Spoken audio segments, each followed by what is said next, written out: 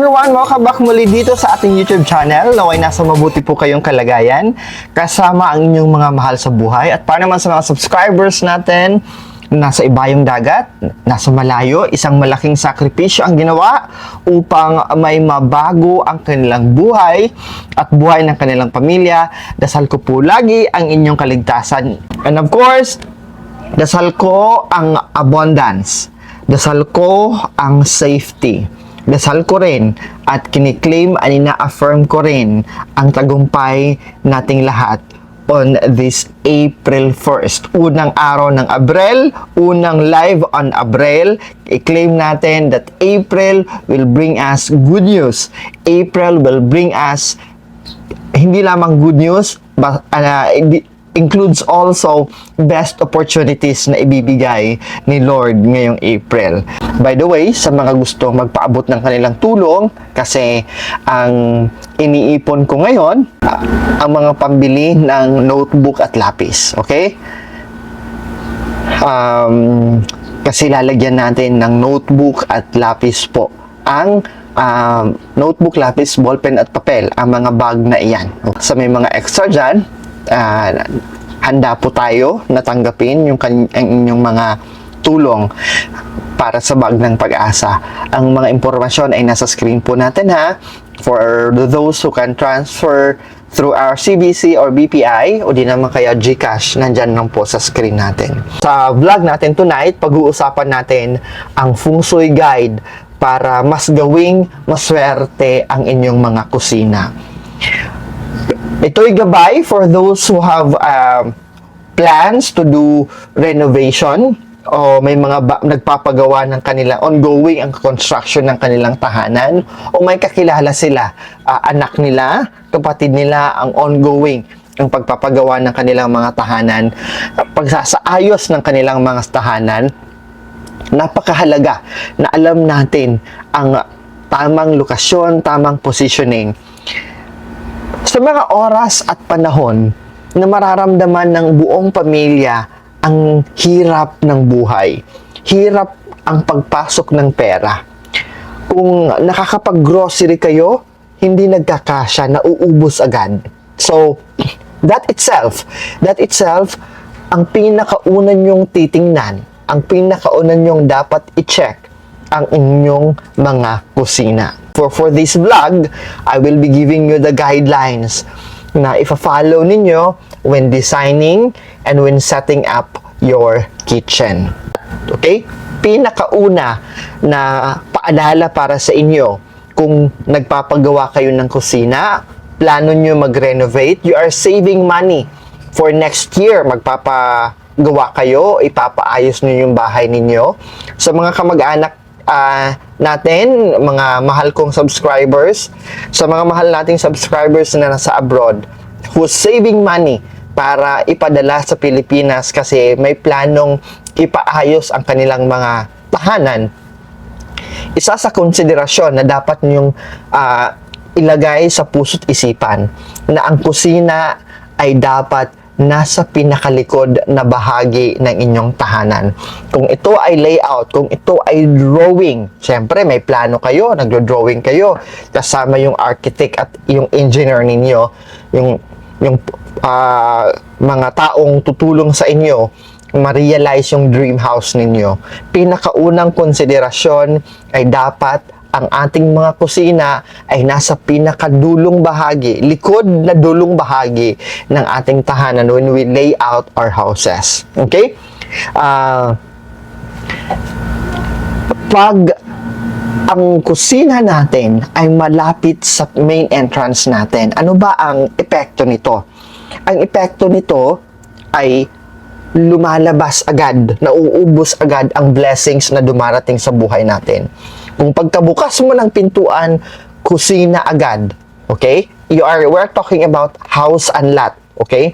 We're talking about house and lot. Nevertheless, condo units are treated separately. Kasi yung main kinukonsider natin na main entrance ng condo unit is yung malalaking bintana. Yan ang facade ng kanilang ng unit ninyo, hindi yung pintuan ninyo, because the pintuan is smaller than the window. Mas malalaki ang size ng mga bintana ng condo unit compare to the door. Okay? So, yung harap ng condo unit ninyo, yung bintana, that's the facade of your house. But what we are talking here is a house and lot. Okay?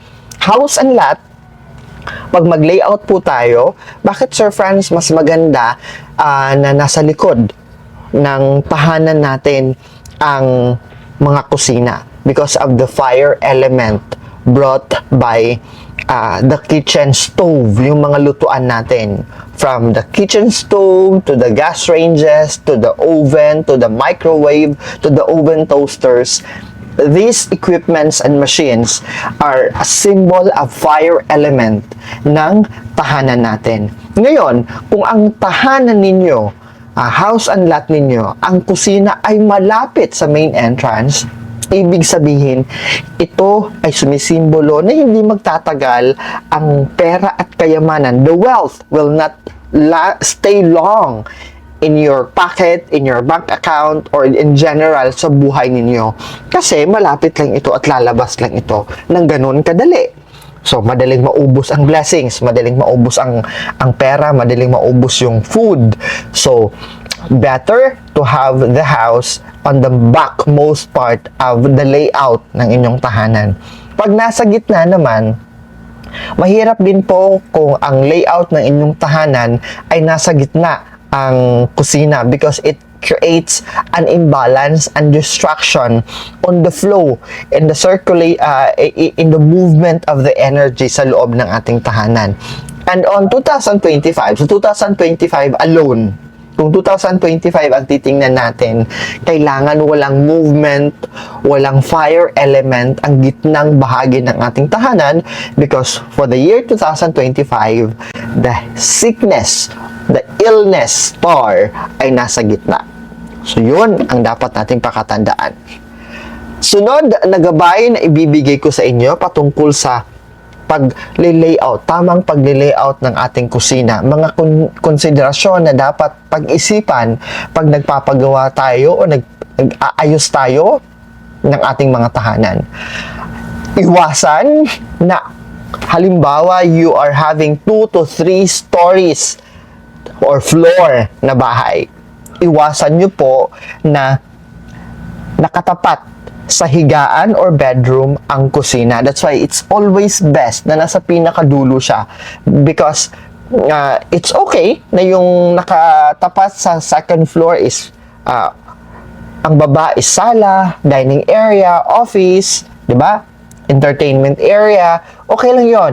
Pero hindi maganda na nakatapat sa baba ng inyong tahanan ay kusina, and then sa taas is a bedroom. So avoid having specifically a stove under your bedroom. So try to look into your layout. Tingnan nyo muna ngayon, i-visualize ninyo kung sa second floor ng tahanan ko, meron kaming 3 bedroom. Ano naman ang nakatapat sa stove? Ano naman ang nakatapat sa ilalim? Okay? Because when you are planning, pag nagpaplano tayo ng layout ng ating kusina, ang lokasyon ng cooking stove ay napakahalaga. Okay? Having the cooking stove located under a bed, ilalim, nasa second floor yung bedroom, tapos sa baba nito, natapat yung stove, and then you have the bed. That's a worst direction. Okay? That's a worst layout. Unang-una, it will bring bad luck sa taong gumagamit sa bedroom na yan. Okay? Dahil of the fire chi energy is so much na magkakasakit ang tao na gumagamit at natutulog sa higaan na kung saan nakatapat sa ilalim nito ang stove. Okay?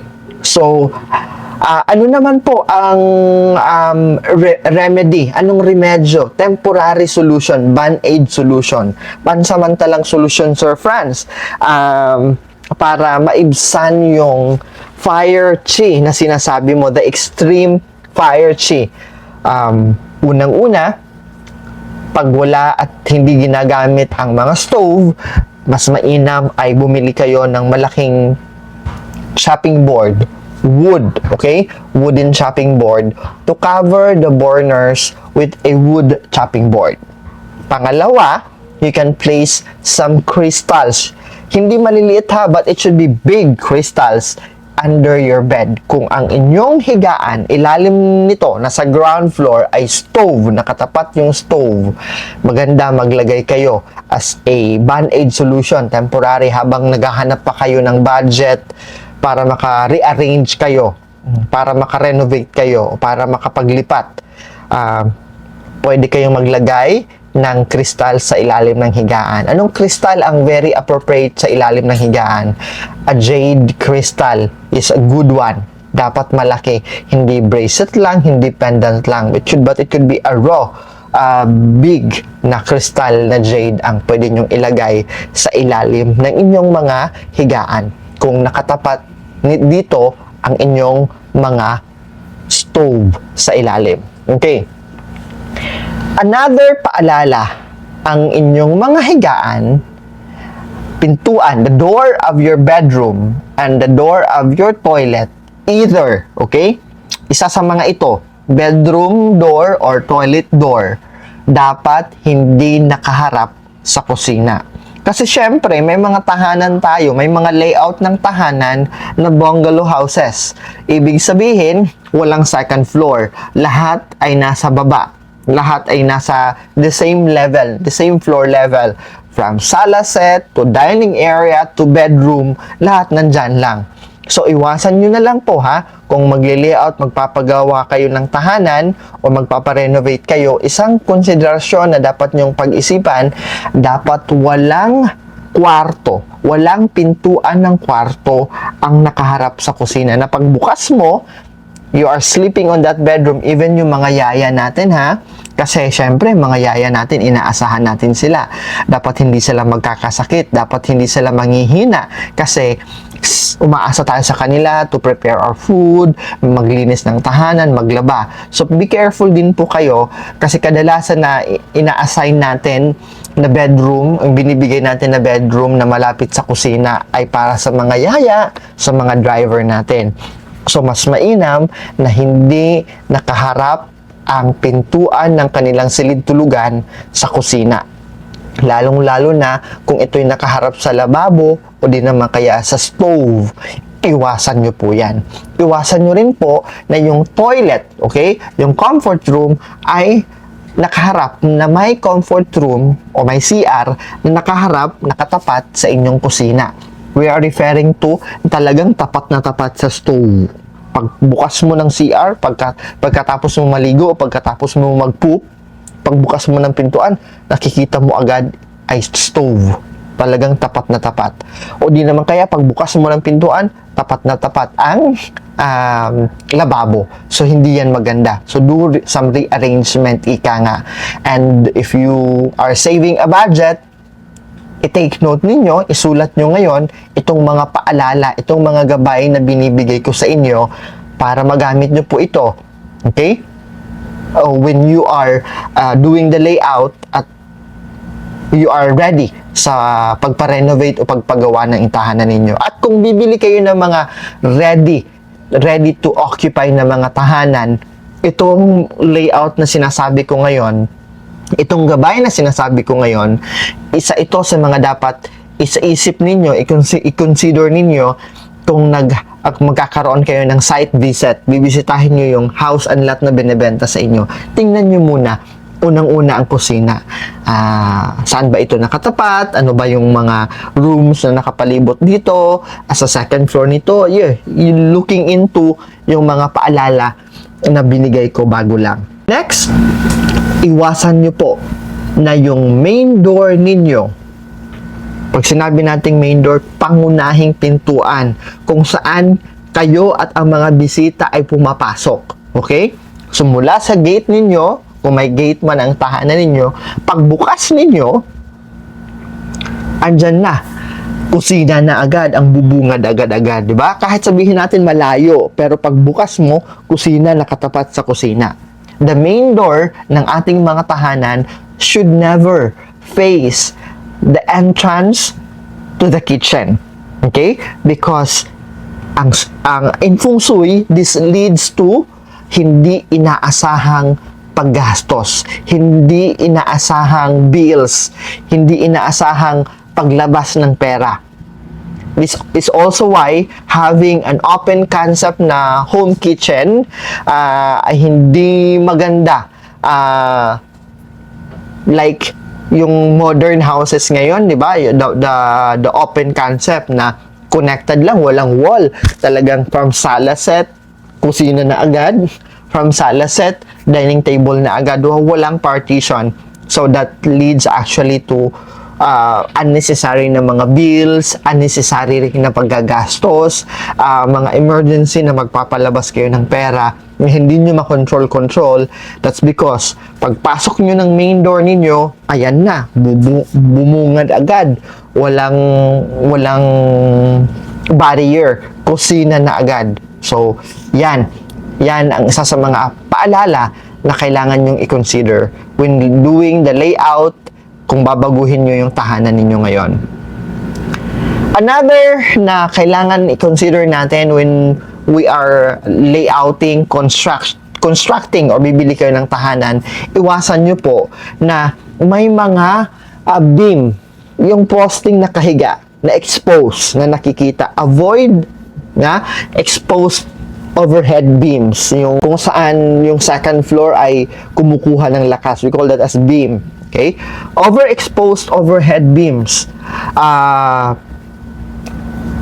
Ibig sabihin, in feng shui, that it brings a heavy energy downward. May pababang enerhiya na nagpapabigat sa mga taong nakatira dyan. So, ito'y gumagawa o nagke-create ng pressure and emotional stress sa mga taong magluluto sa ilalim ng may mga beam na naka-expose. Okay? So, how can you do that one? You can actually cover it by gumawa kayo ng ceiling or you consult an architect. How can they hide? Paano nila matatago yung mga exposed na mga beams na yan? And even, hindi lamang sa kusina, sa mga sala set natin hindi maganda na sa couch natin, isang malaking beam ang nasa taas o di naman kaya office mo, nakaupo ka sa table or you are working on a table tapos may naka-beam dyan sa nakatapat sa ulo mo. Hindi yan maganda. Ibig sabihin, you will always be under pressure. You won't be comfortable working kung nasa opisina yan. You are always under pressure, you are always under stress. Kung sa sala man yan, prone sa away, prone sa that. By the way, paalala lang, pag sinabi nating exposed na beam, yung talagang tumatawid na mga beam nasa gitna. But yung nasa mga kilid-kilid, yung na very corner, that's okay na. Wag nyo nang i-mind yun. Hindi yan nakaka-apekto. Yung problematic na mga beams is talagang nasa gitna. Na talagang nakatapat sa ulo kung nagluluto ka, nakatapat sa ulo mo kung naghuhugas ka, nakatapat sa ulo mo kung sa preparation table habang naghihiwa ka, andyan, na may beam dyan. So, that's the beam na tinutukoy natin. Sunod na paalala, ihiwalay po, okay? Kadalasan nakikita ko po ito na magkatabi ang lababo at ang inyong mga lutuan. Ang paglalagay ng lababo at ang inyong mga lutuan or stove na magkatabi, ito'y magdadala ng hindi pagkakasundo-sundo ng pamilya, awayan. Bakit? If you are going to take a look and see, the lababo represents water element, while the stove represents the fire element. Ang pinagtabi mo, di ba? Kukulo yung tubig because of the fire element na katabi nito. So, para maiwasan ang awayan, gulo, at hindi pagkakaintindihan, wag ipagtabi ang inyong mga stove at lababo. Not mentioning very prone to injury Okay? Ang layout na magkatabi ang inyong hugasan, lababo or sink, at ang inyong mga lutuan. So, at least po, 3 feet ang gap or ang distansya nila, okay na yon. Okay? This also applies sa mga oven, sa mga electric kettles, sa mga rice cooker, even deep fryer. Huwag natin itatabi na really tabi ng lababo natin. Ulitin ko, at least 3 feet ang distansya nila, okay na po yun. Nevertheless, kadalasan sa mga house natin, yung mga tabletop na mga stove ay movable naman. So, you can adjust, you can move lang yan. Para hindi sila magkatabi. Give a gap. Hindi rin maganda na magkatapat sila, ha? Ang stove at ang refrigerator ay hindi rin maganda na magkatabi at hindi rin maganda na magkatapat, nagkakaharap sila, or else you are creating an imbalanced flow of wealth and money. Uulitin ko, bakit ganun po, Sir Franz? Because the refrigerator represent the yin energy. That's why the refrigerator helps us na makapreserve yung pagkain. While the stove naman represents the yang energy. Ginagamit natin sa pagluluto. So, nagka-clash ang yin at ang yang energy.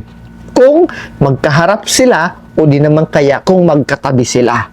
So, keep them apart para dalisay, harmonious at payapa ang flow at balance ang flow ng yang and yin energy sa kusina po ninyo. Isa rin sa kailangan nating i-consider at kailangan nating i-take note ang pagpapanatiling malinis ang working kitchen natin. Kahit here in the Philippines, meron tayong dalawang uri ng kusina. Meron na tayong display and show kitchen ang tawag natin. Pag maganda, talagang naka-tiles with all mamahalin na mga gamit na malapit sa dining area natin. That's what we call the show kitchen. Tapos, sa likod nito, meron namang dirty kitchen. Yung talagang dun talaga tayo nagluluto, bugbog na bugbog, ang daming gamit doon. Whether it is a show kitchen or a dirty kitchen ang tawag natin, but should not be dirty. You have to maintain it clean and it should be a working kitchen. Talaga yung ginagamit natin. Because hindi ma-activate yung yang and yin energy at magiging stagnant ang energy ng kusina kung hindi natin ginagamit. Kaya naman, paminsan-minsan, i-on natin yung mga stove kahit magpapakulo lang tayo ng tubig o magluluto lang tayo ng noodles. Kung hindi kayo mahilig magluto, for as long as paminsan-minsan nagagamit yan. Hindi pwedeng naka-stack up yan. Kasi kung naka-stack up yung mga oven ninyo, yung refrigerator ninyo, hindi ginagamit and all, you are creating a stagnant energy. So, wag yung stagnant energy, ha? Kasi pag sinabi nating stagnant energy, ibig sabihin, walang pumapasok na pera, matumal ang pasok ng pera, or walang spark of blessing. So, para ma-activate natin yung tuloy-tuloy na daloy ng blessing, paminsan-minsan, gagamitin natin ang mga lutuan, ang mga stove, ang mga refrigerator, ang oven natin, yung mga gamit natin dyan sa kusina natin. At mahalaga na panatilihin nating malinis ang kusina natin. Kasi a messy kitchen, hindi lamang ito pamamahayan at pamumugaran ng mga daga at ng mga cockroaches, but a messy kitchen does not invite money, does not invite wealth. Isa pa sa mga dapat pakatandaan natin, isa pa sa paalala natin ay the more burner na meron kayo, the better.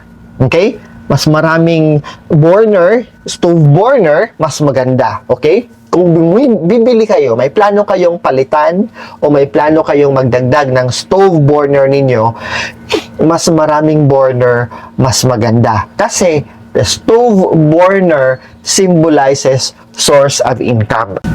At ito pa ha, beware of mirrors. Karamihan sa atin naglalagay ng mga mirror sa kusina kasi iniisip natin it will double the blessing. Sa dining area po yan, not in the kitchen. Okay? Kapag maglagay tayo ng mirror like on the splash wall ng ating lababo, we are doubling the water element na hindi na mababalanse yung yin and yang energy natin. Ma-overpower ng water element ang fire element. So, to make sure na balanse ito, never install mirrors sa mga kusina natin. Ulitin ko, okay lang maglagay tayo ng mga mirror sa dining area natin, sa kainan natin, kung saan dinidisplay na natin yung mga food natin, the finished product, the finished output ng pagluluto natin. It will double the blessing. Okay? But not on the kitchen. It's a big no-no. Kasi, what you are activating, kung ano yung natatapat sa salamin na yan, natapat sa lababo, you are doubling the water element. So, madideprive yung fire element. O di naman kaya, nakatapat sa mga stove at oven.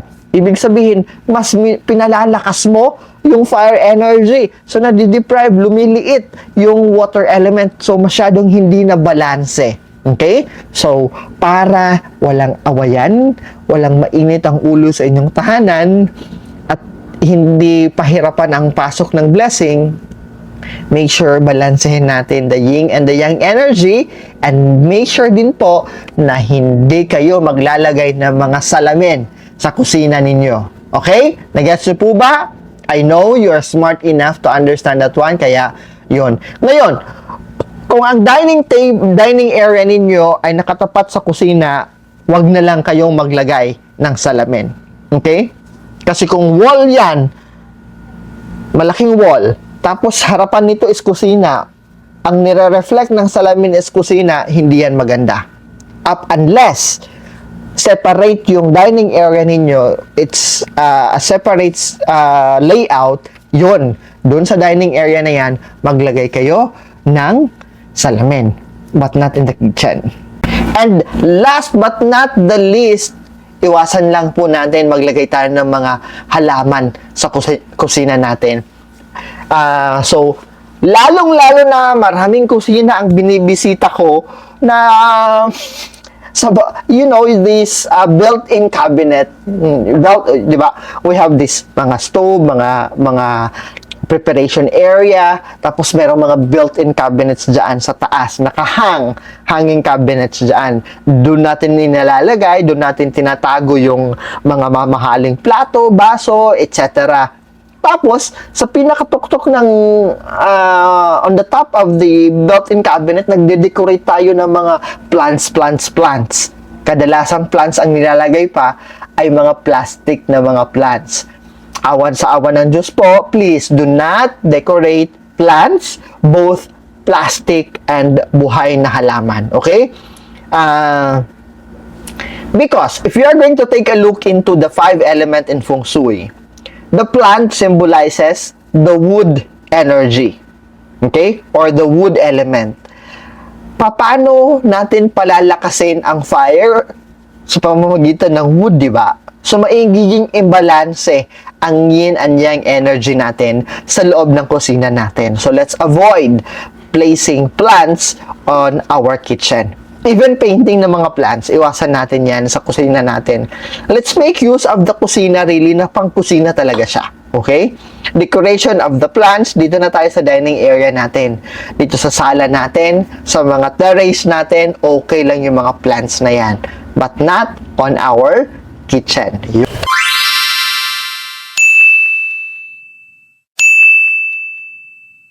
Subscribe to my channel.